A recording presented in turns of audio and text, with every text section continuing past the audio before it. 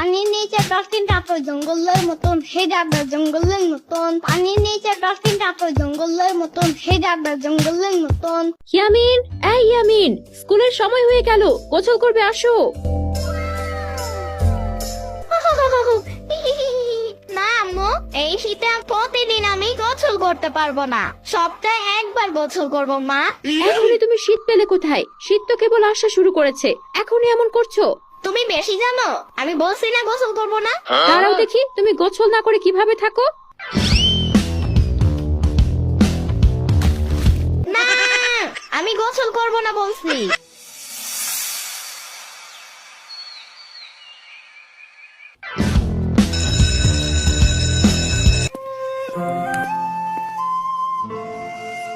সুস্মিতা, তোমার প্রিয় ঋতুর নাম বলো।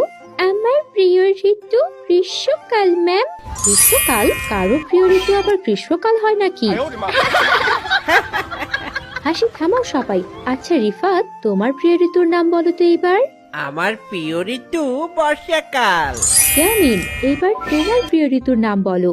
আমার প্রিয় ঋতু শীতকাল। শীতকাল তোমার প্রিয় ঋতু কেন? কারণ শীতকালে প্রতিদিন গোসল করতে হয় না। শীতকালে তুমি